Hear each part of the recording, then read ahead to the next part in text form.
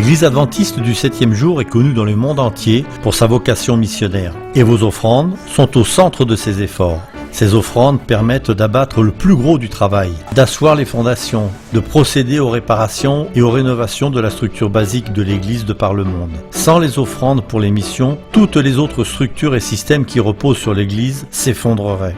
Vos offrandes en faveur des missions sont comme une rivière apportant la vie et d'où découlent plusieurs tributaires apportant une eau rafraîchissante aux divers champs missionnaires mondiaux. Parfois, nous avons envie de contribuer pour un projet spécifique ou de donner vos offrandes pour quelque chose qui nous tient à cœur. Nous en voyons les résultats et nous en sommes satisfaits.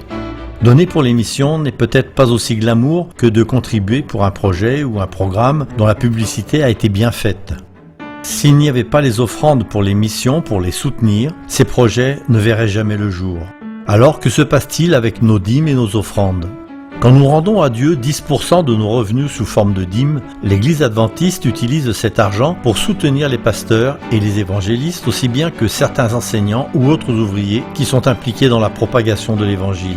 En première ligne de la mission, la dîme n'est pas utilisée pour financer les orphelinats, les écoles ou les programmes sur la santé. Elle ne couvre pas non plus les diverses dépenses opérationnelles. C'est l'argent des offrandes pour les missions qui remplit ce rôle. Comme vous pouvez le constater, nos offrandes pour les missions financent ce qui ne peut l'être par la dîme. Ainsi, quand les offrandes pour les missions accusent une baisse, l'œuvre dans le monde entier est freinée. Les projets missionnaires vacillent, le mouvement tâtonne.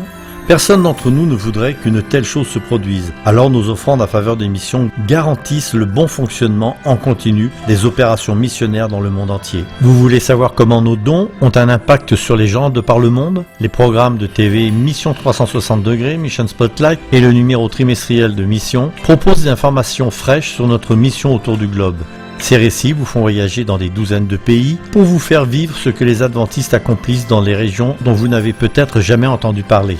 Et qu'en est-il des offrandes pour le 13e sabbat qui ont débuté en 1912 ? Pendant des années, cette offrande a été considérée comme un surplus, un budget qui avait été établi pour financer le programme de la mission, et une fois cette somme atteinte, tout ce qui restait, le surplus, était utilisé pour financer un projet spécial, choisi spécifiquement pour le trimestre en cours. Cependant, au cours d'une récession dans les années 70, il n'y eut plus de surplus en termes d'offrandes. Les dirigeants d'église votèrent pour que 25% des fonds collectés le 13e sabbat soutiennent des projets spécifiques à chaque division sur une base rotationnelle. À travers vos offrandes du 13e sabbat, vous avez aidé à la construction d'écoles, de dortoirs, d'hôpitaux, de cliniques et d'églises, lancé des bateaux missionnaires et permis la mise en place d'abris, d'imprimeries, d'universités et plus. En fait, vous avez aidé à plus de 1000 projets à se réaliser. Et puisque l'argent de la dîme ne peut être utilisé pour des bâtiments, l'offrande du 13e sabbat a fréquemment été mise à contribution pour financer des projets de construction. Rien de tout cela n'aurait pu être accompli sans l'inspiration du Saint-Esprit et de votre soutien régulier et fidèle à travers les offrandes en faveur des missions. Nous vous encourageons à vous joindre aux adventistes où qu'ils soient afin de considérer dans un esprit de prière ce que vous pouvez faire pour maintenir un flot régulier d'offrandes pouvant apporter une eau vitale aux champs missionnaires mondiaux disséminés un peu partout dans le monde.